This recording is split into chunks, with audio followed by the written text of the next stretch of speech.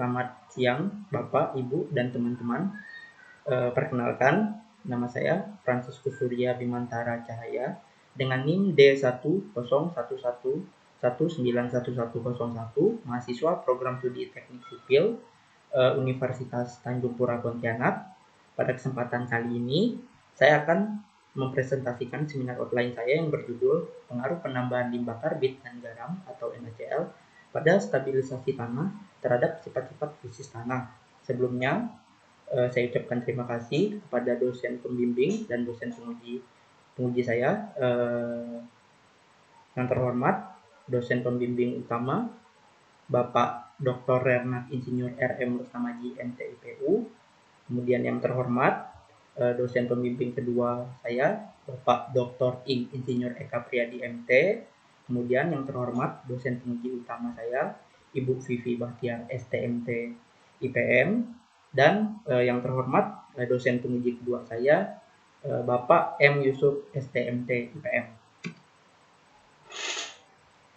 Sistematika penulisan pada bab 1 akan membahas mengenai pendahuluan, pada bab 2 akan membahas tentang tinjauan pustaka, pada bab 3 akan membahas tentang metodologi penelitian, pada bab 4 akan membahas hasil dan pembahasan, dan pada bab 5 akan membahas penutup.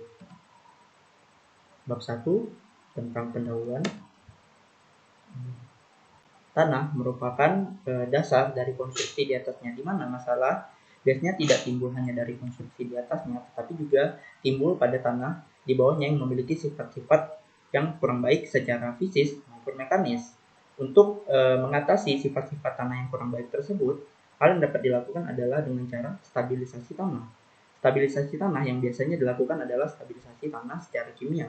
Stabilisasi tanah secara kimia adalah stabilisasi tanah yang menggunakan bahan campuran berupa bahan kimia yang akan dicampur kepada tanah, yang dimana pencampuran ini diharapkan akan menghasilkan reaksi yang akan membuat ikatan antar partikel tanah menjadi semakin baik. Kemudian perumusan masalah yang pertama, bagaimana hasil, sifat, fisis, dan klasifikasi tanah sebelum dicampur dengan garam dan limbah karbit. Yang kedua, bagaimana hasil, sifat, fisis, dan klasifikasi tanah setelah dicampur menggunakan garam dengan curing time yang berbeda. Yang ketiga, bagaimana hasil, sifat, fisis, dan klasifikasi tanah setelah dicampur menggunakan garam dan limbah karbit dengan curing time yang berbeda.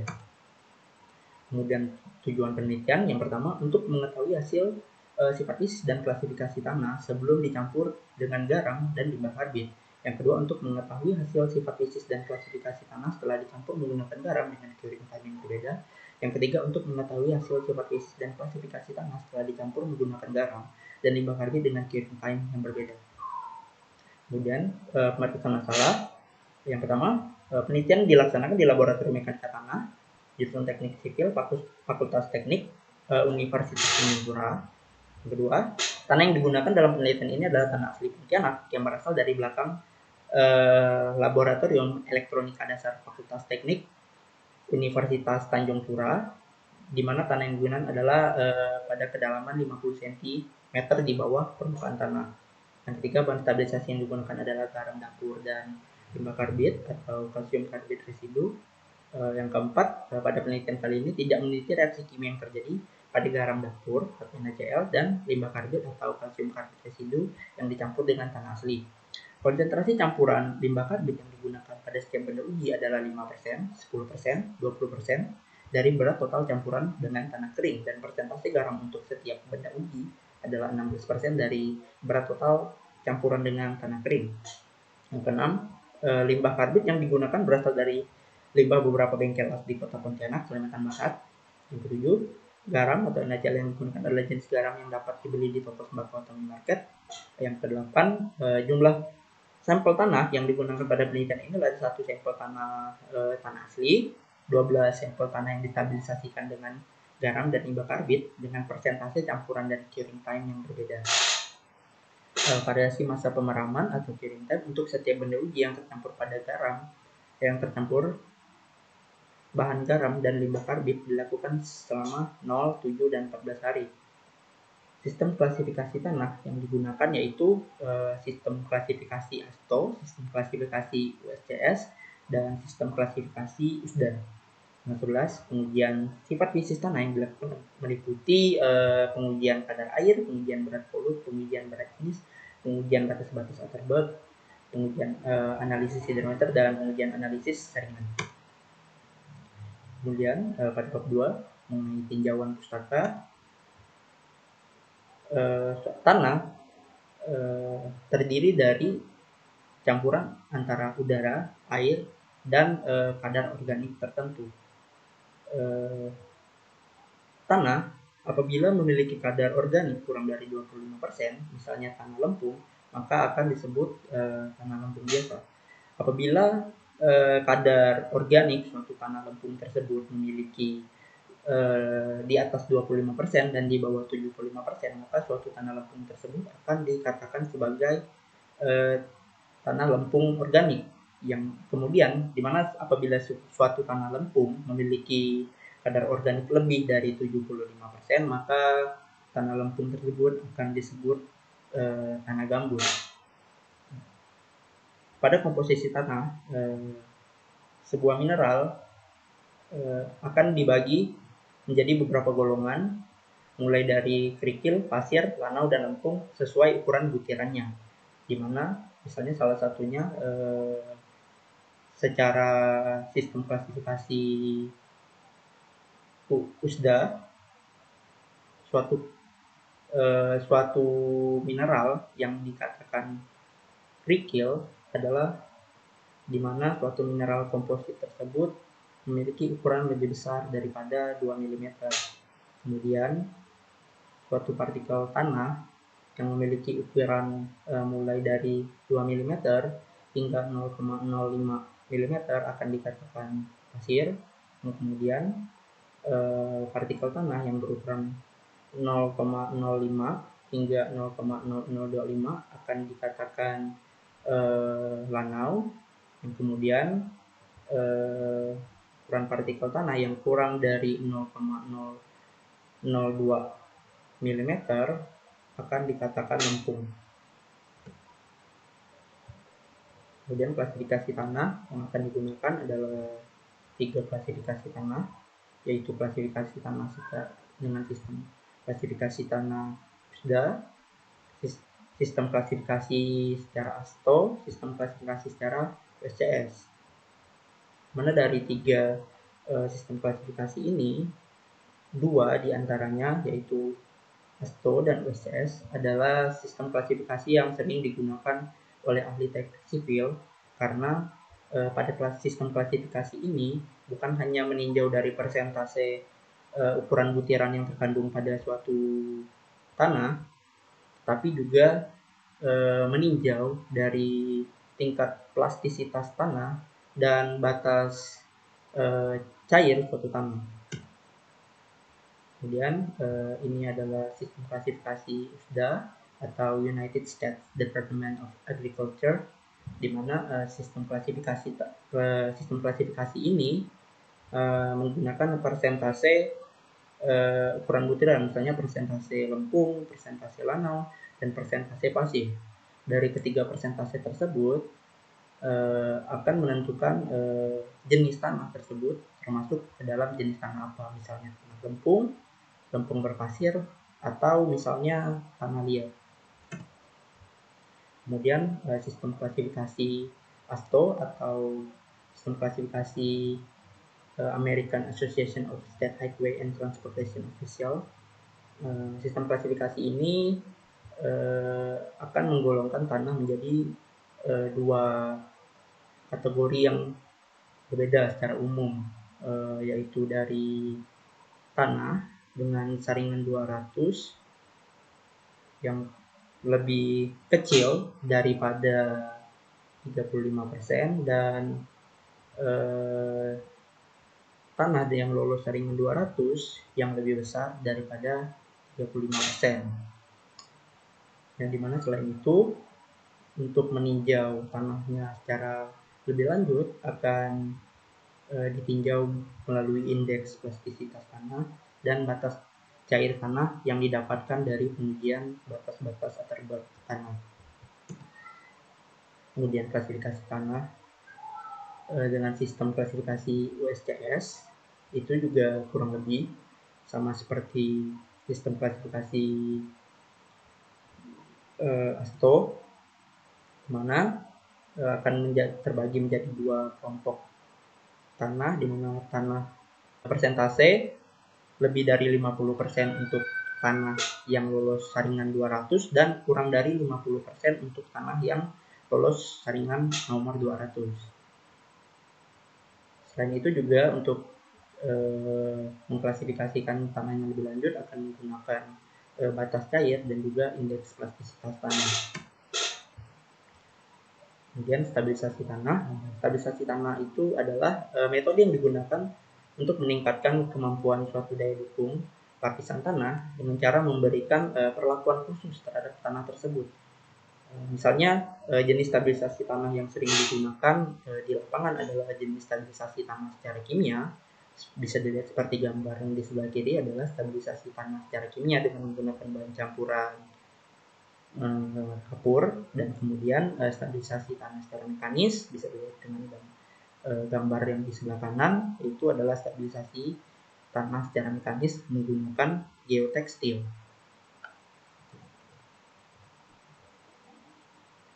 Sifat fisis tanah. Sifat fisis tanah merupakan sifat fisis yang didasari oleh mulai dari bentuk, warna tanah, ukuran butiran tanah, berat volume, kadar air, hingga tingkat plastisitas tanah, atau juga bisa disebut physical properties of soil. Atau sifat fisis tanah ini menunjukkan suatu karakteristik tanah.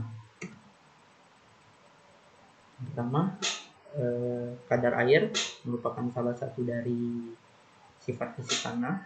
Kadar air itu sendiri adalah perbandingan antara berat air yang terkandung dalam tanah dengan berat butiran tanah kering yang dinyatakan dalam persen. Dari pernyataan tersebut, maka didapatkan persamaan sebagai berikut, di mana kadar air itu sendiri adalah sama dengan berat air dibagi berat tanah kering kali 100%.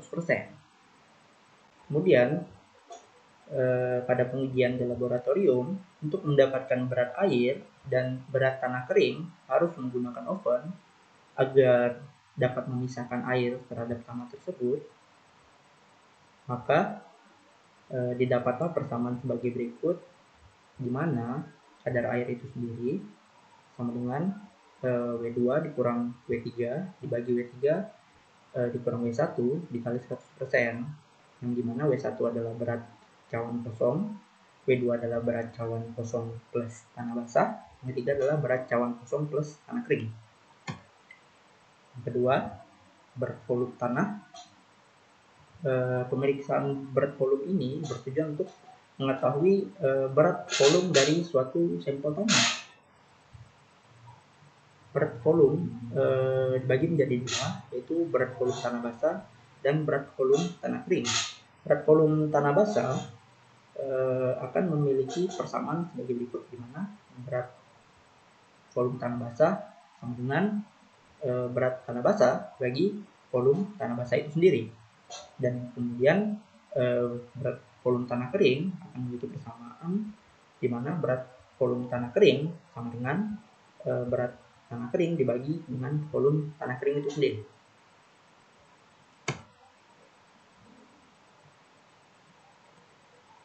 Kemudian jenis tanah. Berat jenis tanah atau specific gravity itu didefinisikan adalah sebagai perbandingan berat dari suatu volume tanah terhadap massa jenis air.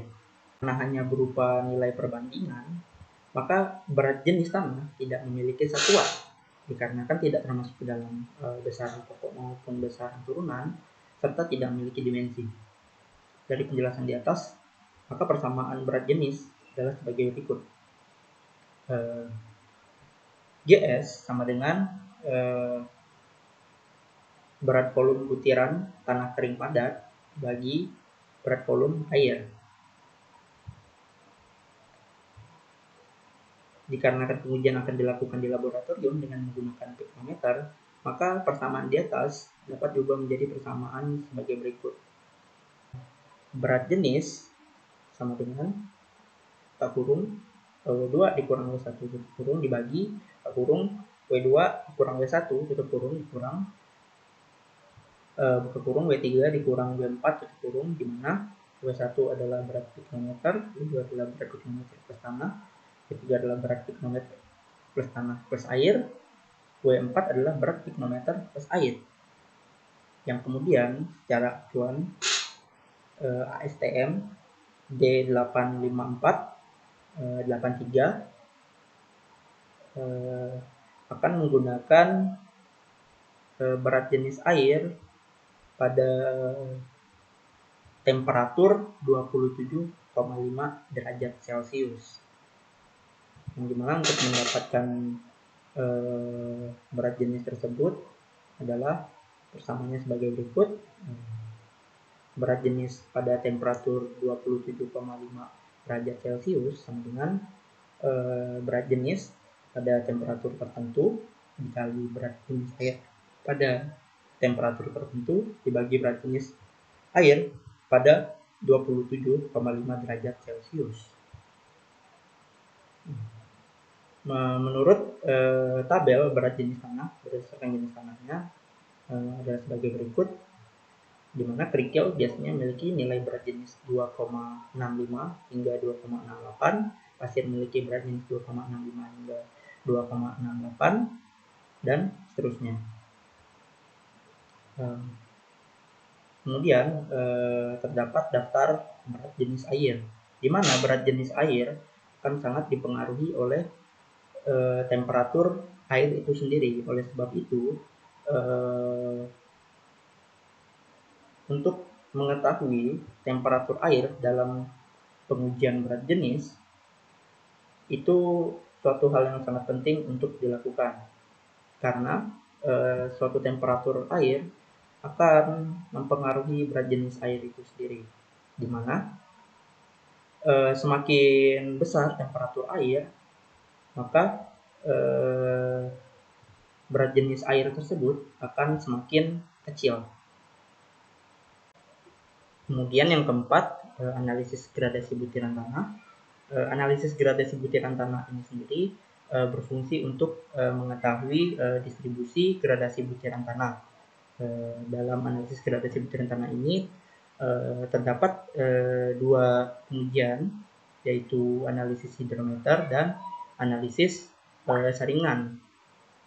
Di mana analisis yang pertama, analisis hidrometer ini berfungsi untuk mengetahui distribusi butiran tanah yang lebih kecil daripada 0,075 mm atau ukuran tanah yang lolos saringan nomor 200. Karena ukuran butiran tanah yang akan dianalisis adalah ukuran butiran tanah yang sangat kecil, sehingga untuk mengetahui ukuran diameter partikel tanah tersebut akan menggunakan hukum Stokes, di mana hukum Stokes itu sendiri adalah hukum tentang partikel jatuh bebas di dalam sebuah fluida. Kemudian persamaan hukum Stokes dapat dilihat sebagai berikut. Persamaan hukum Stokes adalah kecepatan sama dengan gamma tanah kurang gamma air dibagi viskositas air dikali diameter kuadrat. Kemudian dari hukum itu sendiri didapatkan persamaan untuk diameter dari suatu partikel yang jatuh bebas di dalam sebuah fluida itu sendiri.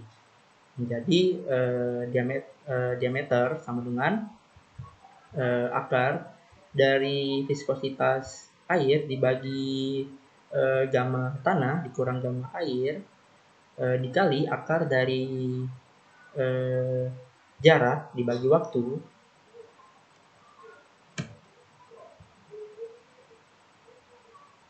yang dimana jarak itu sendiri akan didapat dari alat hidrometer yang akan dicelupkan ke dalam tabung ukur untuk mengetahui posisi suatu partikel tanah itu sudah berada di mana dalam waktu tertentu. Apabila suatu partikel tanah sudah turun, maka hidrometer tersebut juga akan turun. Apabila suatu partikel tanah masih larut di dalam sebuah air, maka hidrometer tersebut akan masih tetap mengambang lebih tinggi ketimbang partikel tanah yang sudah tersedimentasi ke bawah. Dari persamaan diameter tersebut, dengan menggunakan fungsi berat jenis, maka diameter itu sendiri rumusnya menjadi akar dari viskositas air dibagi buka kurung berat jenis dikurang 1 tutup kurung dikali gamma air dikali akar dari jarak dibagi waktu, di mana akar dari viskositas air dibagi buka kurung berat jenis dikurang 1 tutup kurung dikali gamma air itu merupakan persamaan dari K. Nilai K itu sendiri kemudian dapat dihitung atau bisa didapatkan dari tabel sebagai berikut, di mana nilai K ini sangat dipengaruhi oleh temperatur air dan juga berat jenis suatu tanah. Kemudian yang kedua, analisis saringan. Analisis saringan ini adalah untuk mengetahui distribusi ukuran tanah yang lebih besar daripada 0,075 meter atau yang tertahan di saringan 200. Pada pengujian ini akan digunakan saringan di mana urutannya dari yang paling atas adalah saringan nomor 20, kemudian saringan nomor 40, kemudian saringan nomor 60, kemudian saringan nomor 80, kemudian saringan nomor 120, dan yang terakhir adalah saringan nomor 200. Dari masing-masing saringan tersebut, kemudian nanti setelah dilakukan pengayakan dengan menggunakan mesin sieve shaker akan ditimbang masing-masing.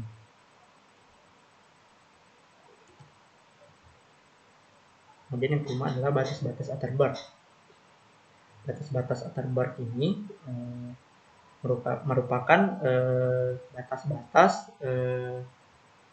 dari sifat suatu tanah itu sendiri yang dipengaruhi oleh volume dan kadar air tertentu.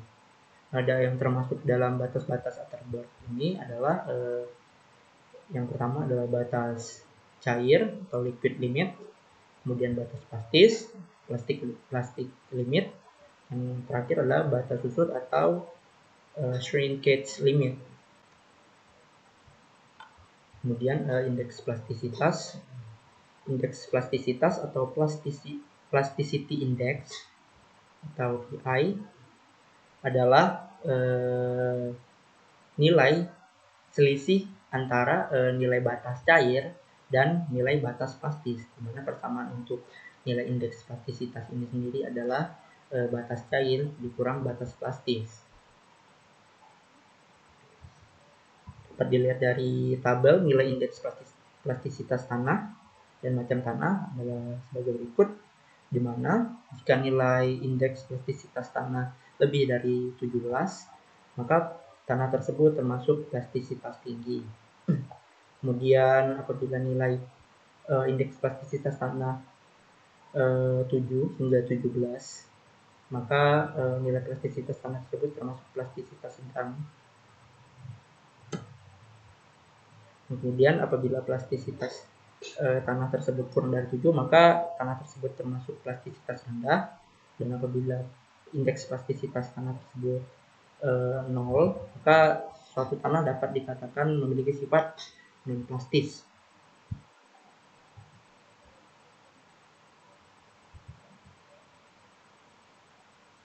Kemudian fungsi dari nilai indeks plastisitas ini sendiri itu digunakan dalam konstruksi badan jalan.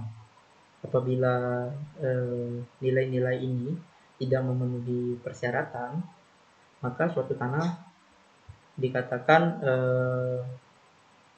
tidak dapat memenuhi spesifikasi untuk konstruksi tertentu. Misalnya untuk konstruksi badan jalan, pada subgrade itu nilai indeks plastisitas tanah harus kurang atau sama dengan 15%. Untuk subbase itu harus kurang atau sama dengan 10%. Untuk base course itu harus kurang atau sama dengan 4%.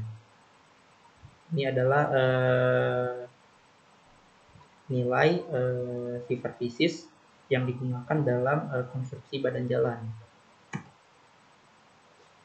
Kemudian ini adalah penelitian terdahulu.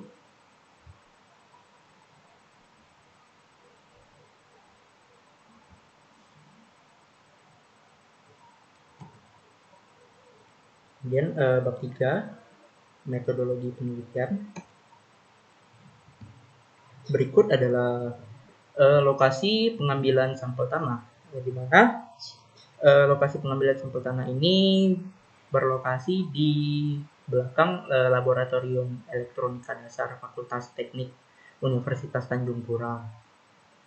Kemudian di sebelah kanan adalah tampak dari lokasi tempat pengambilan tanah, di mana tanah tersebut akan diambil pada kedalaman 50 cm ke bawah, di bawah permukaan tanah. Yang kemudian tanah-tanah tersebut akan dikeringkan dengan metode penjemuran. Kemudian adalah garam. Garam ini sendiri didapat dari toko sembako yang ada di kota Pontianak. Garam yang akan digunakan terlebih dahulu akan di oven untuk mengurangi kadar air dari garam tersebut. Yang kemudian garam tersebut akan dihaluskan agar mempermudah garam tersebut larut pada campuran tanah yang akan diberikan air. Kemudian limbah karbit. Limbah karbit ini sendiri diambil dari salah satu bengkel las yang ada di kota Pontianak. Yang kemudian limbah karbit ini akan dikeringkan dengan cara dijemur, lalu kemudian akan disaring sesuai dengan kebutuhan pengujian yang akan dilakukan. Misalnya pengujian batas Waterberg, limbah karbit ini akan disaring menggunakan saringan nomor 40. Senyawa penyusun limbah karbit adalah sebagai berikut, di mana limbah karbit ini sendiri mengandung kapur lebih dari 90% dan memiliki kandungan senyawa lainnya, misalnya seperti aluminium dan silika. Kemudian saya akan menjelaskan mengenai pengujian sifat fisis tanah. Yang pertama, pengujian kadar air yang mengacu pada peraturan ASTM D 2216/80. Kadar air ini sendiri bertujuan untuk mengetahui kandungan suatu air di dalam contoh suatu tanah. Manfaat dari pengujian kadar air ini sendiri sering digunakan pada percobaan lainnya, misalnya seperti percobaan pemadatan, konsolidasi, maupun batas-batas Atterberg. Alat-alat yang digunakan dalam pengujian ini adalah oven, timbangan atau neraca analitik, cam sampel, dan spatula. Kemudian pengujian sifat fisis tanah yang kedua adalah pengujian Barth volume yang mengacu pada ASTM D 2973/83. Dimana tujuan pengujian berat volume ini adalah untuk mengetahui berat volume suatu tanah. Dimana berat volume suatu tanah itu sendiri adalah termasuk sifat fisis tanah itu sendiri. Dimana berat volume itu merupakan suatu data geoteknis untuk perhitungan atau perancangan lebih lanjut. Alat-alat yang digunakan adalah jangka sorong, timbangan atau neraca analitik, ring berat volume, spatula, dan plat kaca. Kemudian pengujian superfisis tanah. Yang ketiga adalah pengujian berat jenis tanah atau spesifik gravity yang mengacu pada ASTM D854-83, mana tujuan pengujian ini untuk mendapatkan berat jenis suatu tanah. Alat yang digunakan adalah saringan nomor 20, kompor, timbangan atau neraca analitik, botol semprot, termometer 100 mili, wadah aluminium, termometer, serta palu karet. Kemudian superfisis yang keempat adalah pengujian batas-batas overburden yang mengacu pada ASTM D4318, mana pengujian ini sendiri terdapat 3 jenis pengujian, yaitu pengujian batas cair atau liquid limit yang mengacu pada ASTM D423-66, pengujian batas plastis atau plastic limit yang mengacu pada ASTM D424-74, dan pengujian batas susut atau shrinkage limit ASTM D427-39. Pertama, pengujian batas cair. Batas cair tanah itu adalah untuk menentukan batas cair sampel tanah, yaitu kondisi saat kondisi tanah dengan kadar air yang berada di antara keadaan cair dan keadaan plastis. Alat yang digunakan adalah sebagai berikut: grooving tool, kaca di aparatus, saringan nomor 40, plat kaca, botol semprot, oven, timbangan atau neraca analitik, cawan sampel, spatula, dan palu karet. Kemudian pengujian batas plastis atau plastis limit mengacu pada ASTM D424-74, mana tujuan ini untuk mengetahui batas plastis suatu tanah, yaitu adalah kondisi suatu tanah dengan kadar air yang berada di antara keadaan plastis dan keadaan semi padat. Alat yang digunakan adalah oven, timbangan atau neraca analitik, cawan sampel, spatula, dan plat kaca. Kemudian pengujian batas susut atau shrinkage limit yang mengacu pada ASTM D427-39, di mana pengujian ini untuk mengetahui kondisi tanah dengan kadar air, di mana kondisi tanah itu sendiri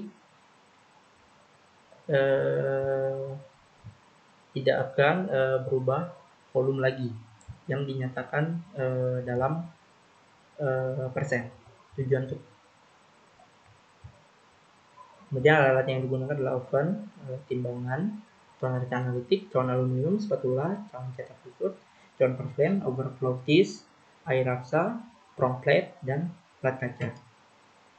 Kemudian pengujian analisis hidrometer, sama seperti yang telah saya jelaskan tadi, yaitu untuk mengetahui distribusi ukuran tanah yang lebih kecil daripada 0,075 mm.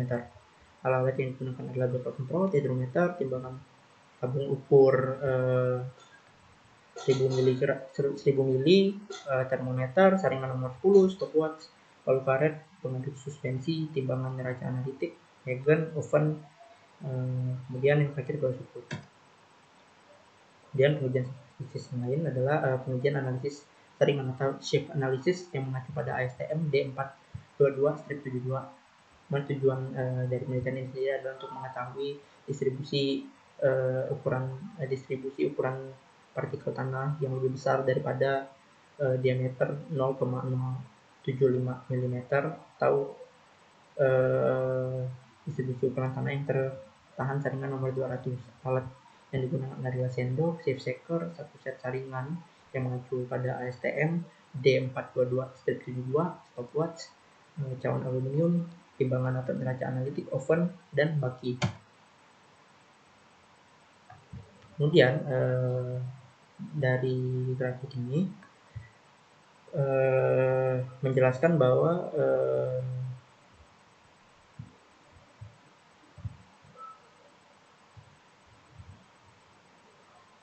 kemudian saya akan menjelaskan penentuan persentase garam pada variasi campuran. penentuan persentase garam ini sendiri diuji dengan menggunakan pengujian batas-batas Atterberg, di mana batas-batas Atterberg yang digunakan adalah pengujian batas cair dan batas plastis. Dari kedua jenis pengujian tersebut akan didapatkan nilai indeks plastisitas tanah.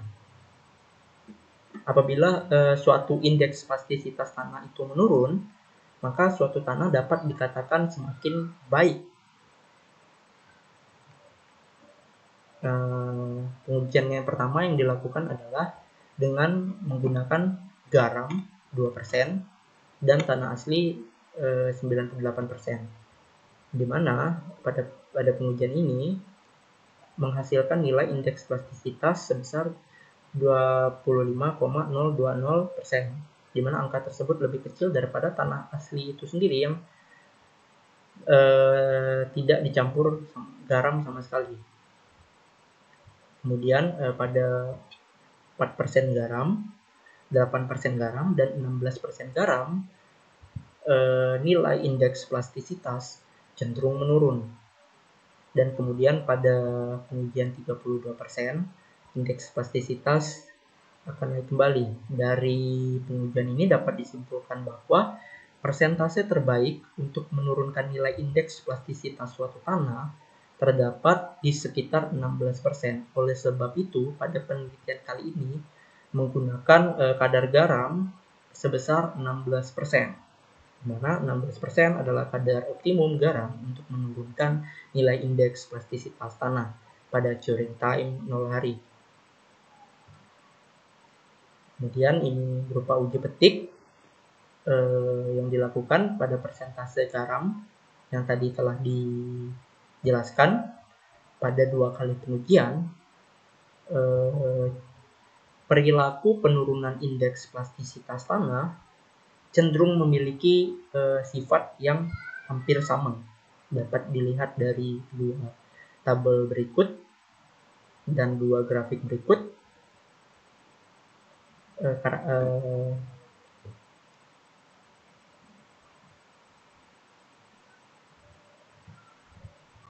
Penambahan garam 16% yang dikunci ditambah persentase limbah karbit mulai dari 5, 10, dan 20. Pada pengujian kali ini dapat dilihat bahwa indeks plastisitas juga cenderung menurun dari tanah aslinya sekitar 26 hingga 16,954% pada campuran garam 16% ditambah limbah karbit 20%. Penurunan paling rendah dihasilkan pada persentase limbah karbit yang paling besar yaitu 20% dengan tambahan garam sebesar 16%. Kemudian uji petik terakhir yang dilakukan adalah tanah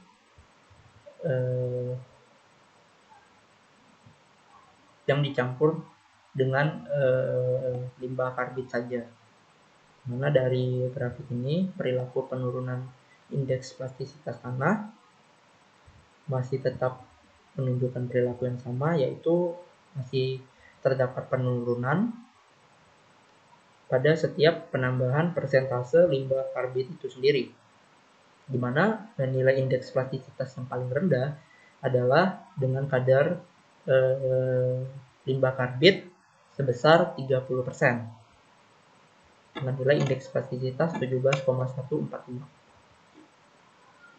Kemudian metode pencampuran tanah dengan bahan aditif di laboratorium adalah yang pertama, tanah akan dihaluskan menggunakan palu karet, kemudian disaring sesuai dengan kebutuhan pengujian yang akan dilakukan. Misalnya pengujian batas Atterberg, tanah akan disaring menggunakan saringan 40.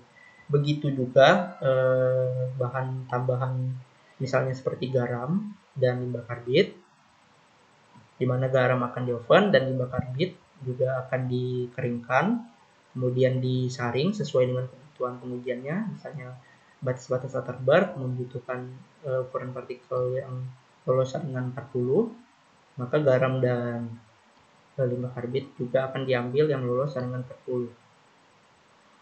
Untuk tujuan dari menyaring limbah karbit itu sendiri, fungsinya adalah supaya partikelnya sama seperti tanah yang akan diuji. Sedangkan penyaringan yang dilakukan pada garam adalah supaya mempermudah garam tersebut larut apabila campuran tanah dan garam tersebut diberikan air.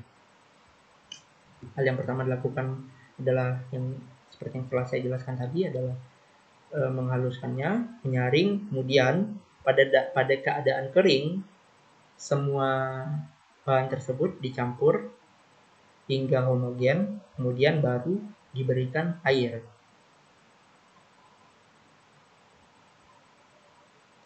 Yang setelah diberikan air, kemudian baru didiamkan kurang lebih 5 jam untuk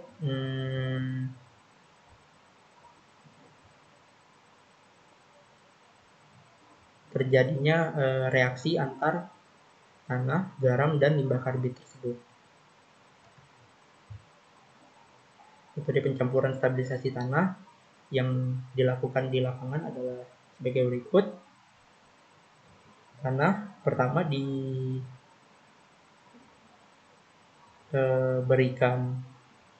bahan aditif, misalnya kapur seperti pada gambar ini. Kemudian langkah selanjutnya adalah tanah dan kapur tersebut akan diaduk menggunakan alat berat.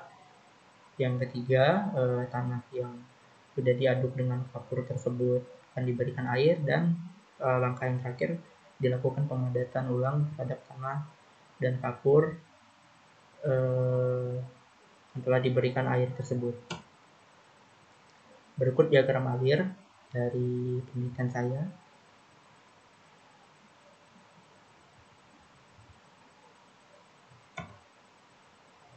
Berikut daftar pustaka di mana sumber-sumber yang saya kutip untuk menulis proposal tugas akhir ini.